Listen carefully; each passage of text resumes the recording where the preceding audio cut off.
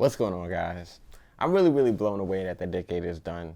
Like, I mean, so soon, guys. Like, oh man, but you know what's crazy? As far as designer fragrances, it was a really so decade, but I'm about to hit you with my top 10 designer fragrances over the last 10 years. So let's get into it. What's going on, YouTube? I'm that Cologne guy E, and this is Simply Put Scents.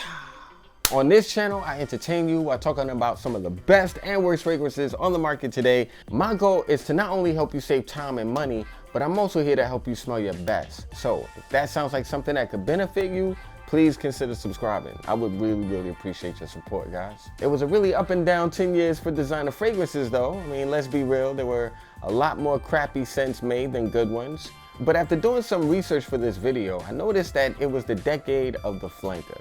There weren't any really new major standalone fragrance releases, with designer brands preferring to play it safe by beating the dead horse with flanker after flanker after flanker.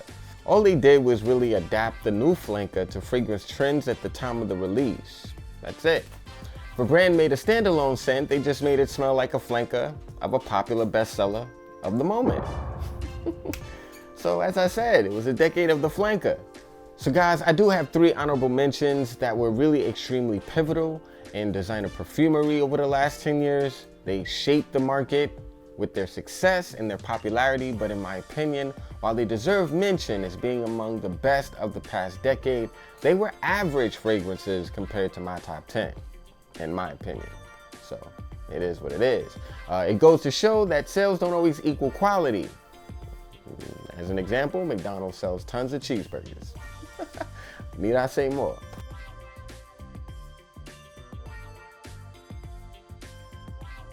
The first honorable mention is from the house of Chanel. And you already know, Bleu de Chanel. But actually, I'm referring to the EDT. This fragrance dropped to start the last decade in 2010, and it was an explosion in men's designer perfumery. It was one of the first fragrances made for men by a highly regarded designer brand that smelled like something you would find in like the men's section of a drugstore, like shower gel, deodorant, body spray. And because Chanel made it, a scent that would easily be considered generic among most fragrance enthusiasts got unquestionable credibility with the general public. And it sold like crazy. It was copied over and over, and this scent was the fragrance that shaped the designer fragrance market for men the most, in my opinion, over the last 10 years.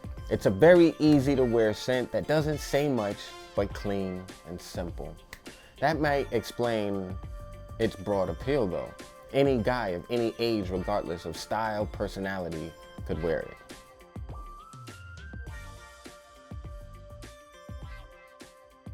The next honorable mention from the house of Dior, Sauvage. Now this fragrance was released in 2015, and it's basically Dior's Bleu de Chanel. It's pretty much the same concept with a different formula and amped up performance. Like Chanel, Dior made a scent that smells like something most people could easily associate with clean, that you would find in a drugstore, but this fragrance was made even more drugstore-y than Bleu de Chanel, in my opinion. Like, this fragrance came across straight up like a high-end body spray, and it really took the commercial baton from Bleu de Chanel and was also highly copied by other brands. Like Chanel, Dior released 3 flankers of Sauvage and named them in exactly the same way of Bleu de Chanel, in succession: EDT, Eau de Parfum, Parfum. I find the fragrance really useful when I really don't want to think about what to wear, and if I had a really small collection, this fragrance would still get tons of views, and because it fits many situations really well.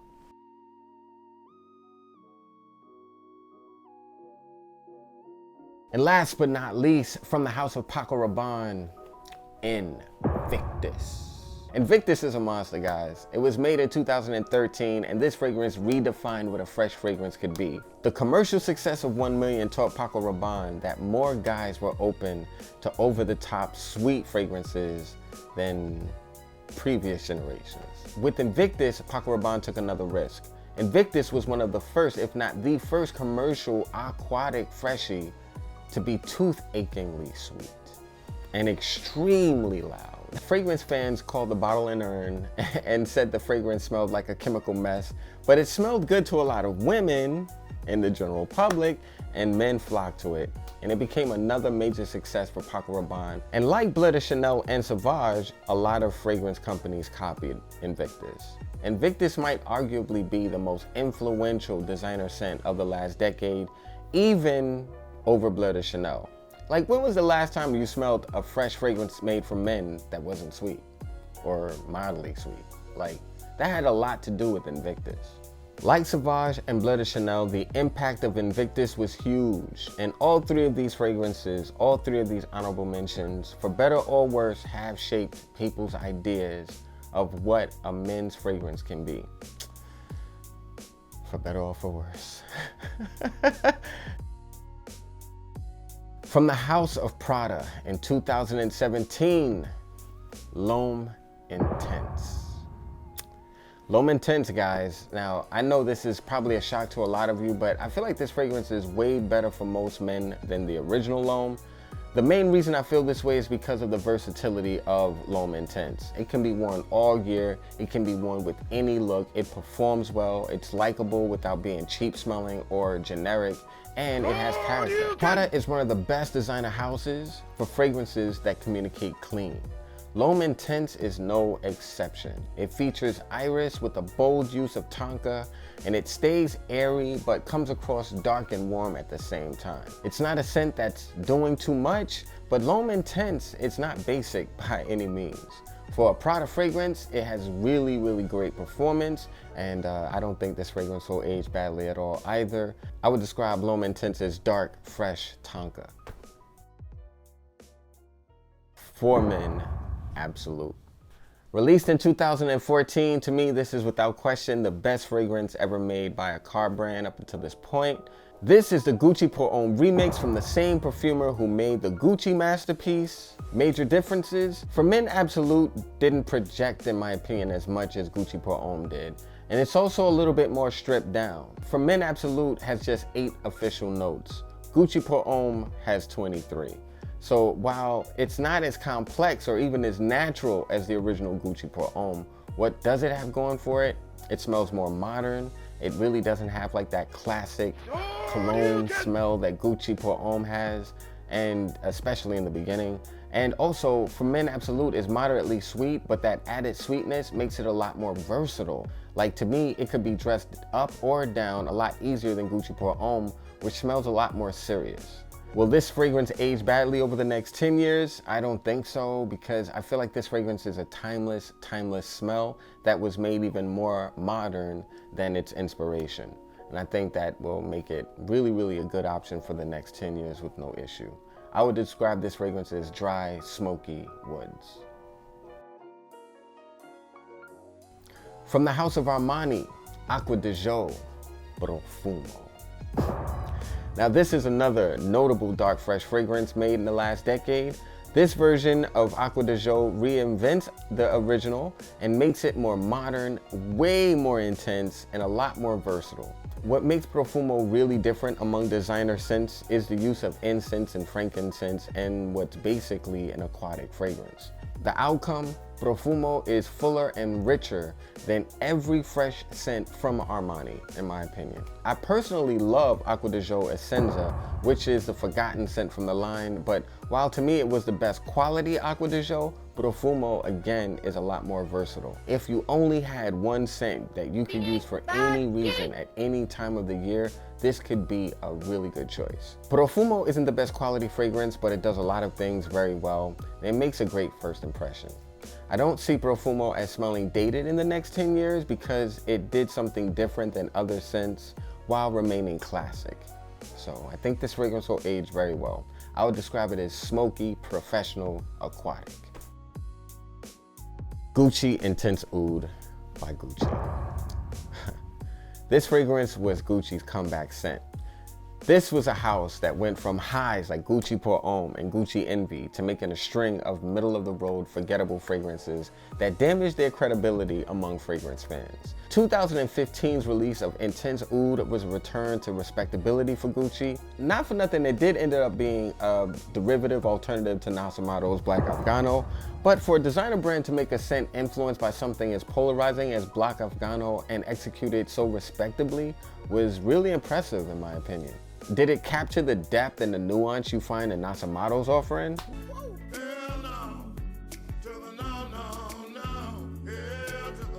No, not even by a long shot. The funny thing though is if you were to ask a group of people which scent they prefer, Intense Oud might easily be the runaway winner.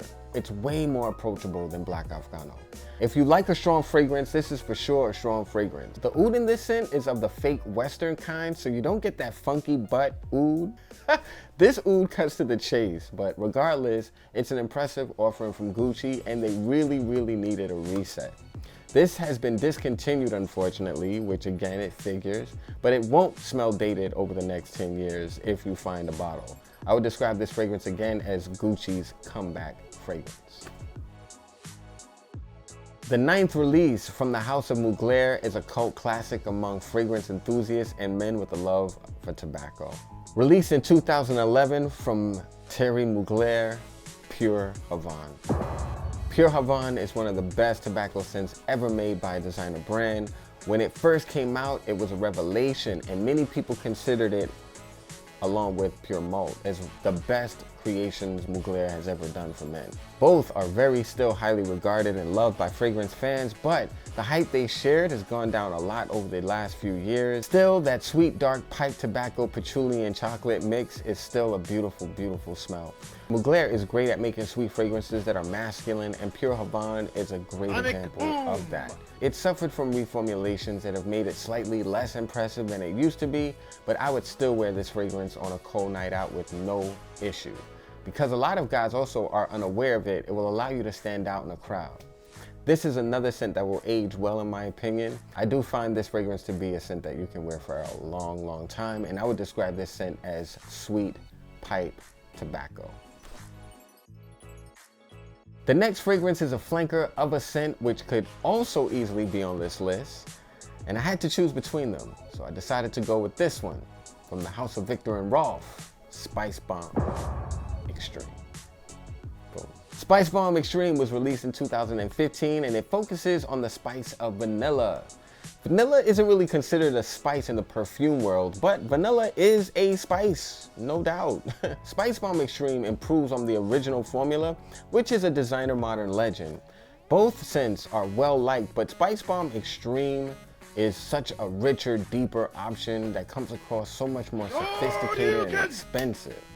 And that's why I really dig it.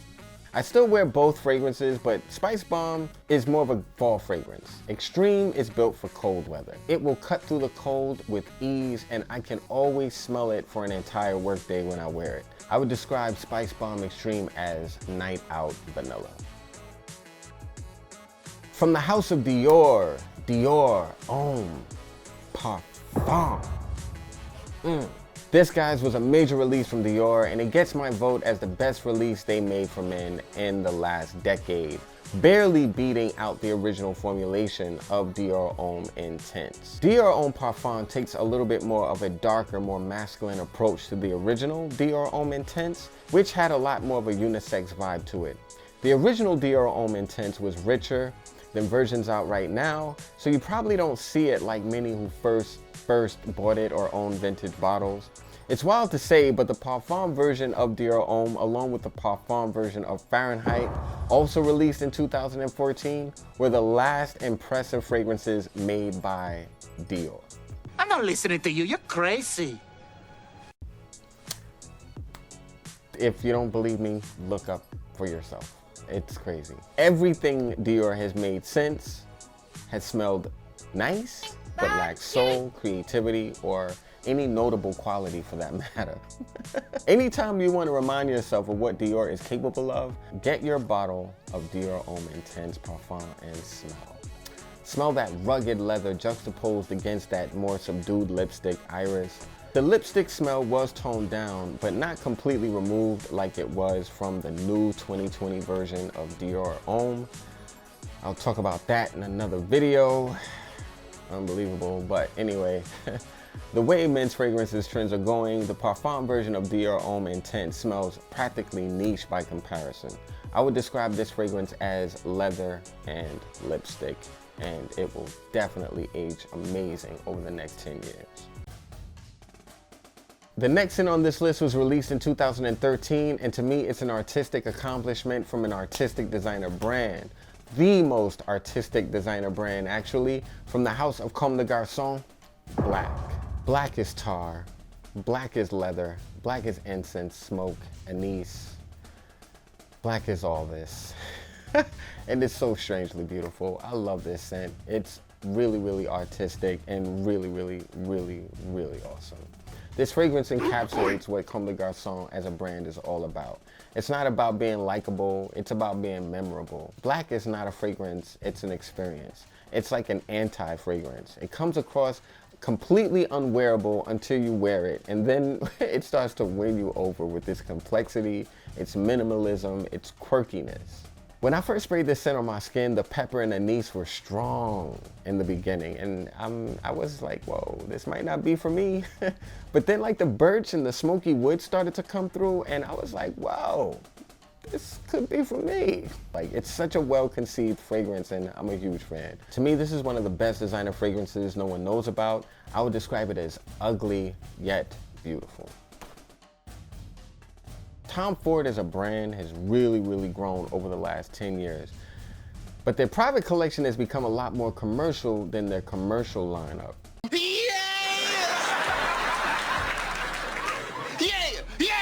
Which is so weird. Yeah. And their commercial lineup has been kind of neglected for the most part. I mean, other than Ombre Leather, which was kind of like a discontinued private label scent put in their commercial lineup, the only other scent in the designer lineup that made an impact over the last 10 years, Tom Ford's Noir Extreme. The 2015 release, Noir Extreme, was the first and only overtly gourmand scent made by Tom Ford, and the brand did an amazing job with the execution of this one. And I mean the first gourmand by Tom Ford. It's a great example also, guys, of how a brand can do a gourmand scent targeting men. It's not a projection monster, but it stays on your skin lightly without being over the top. It's sweet, but it's not a toothache.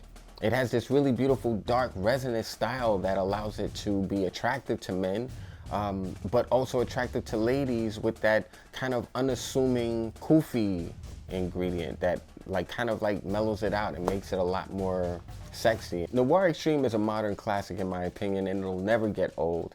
I would describe this fragrance as a hug in a bottle. And I feel like it's the perfect date fragrance for a cold night. Like, to me, this is the perfect date fragrance. Final! The #1 scent on this list was released in 2013 and is one of the best leather scents a designer brand has ever made this century, or the last one in my opinion. And most guys don't even know it exists. As a small bonus, it doesn't smell anything like Tuscan leather either. From the house of Hermes, Bellamy Vetiver. Guys, this is another fragrance that will not be for everyone, but could work on anyone. If you love men's perfumery, it's hard to deny the beauty and the quality of Bellamy Vetiver. Hermes produced a leather scent that is clean and not over the top like most leather fragrances. It's a leather that's fresh. It's not heavy. It's not dirty. It's not abrasive or harsh like most leather scents can come across. It also performs very, very well for a clean scent. Bellamy Vetiver is that scent you wear with a $200 belt.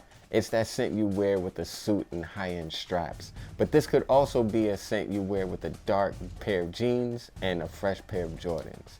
As long as your look is clean, this clean leather scent will work with you. It is one of the few scents a designer company has made over the last decade that is unique, wearable, has great performance, can fit any type of guy personality or style, has great quality ingredients, is complex, well blended, and versatile. Yeah. Bellamy Vetiver will age extremely well, but I have a feeling it will be discontinued at some point, like every great fragrance has. Great fragrances have a short shelf life, and they're either badly reformulated or they're discontinued altogether. Hopefully this scent will be around and intact for many, many, many years to come. I would describe this fragrance as timeless, smooth leather. And the amber in this fragrance is amazing too. Just, you gotta try it. Just go get a sample. So guys, those were my top 10 fragrances over the last decade. What are your top 3 scents over the last decade? I'm curious, guys. Sound off in the comment section. When I was doing research for this video, I realized that designer brands put out a lot less fragrances earlier on in the decade, but a lot more of the fragrances made were more notable. After 2015, like, the production of perfumes had really amped up quite a bit, but the last 4 years of the last decade couldn't really compare to what was produced 6 years earlier. It's not even close.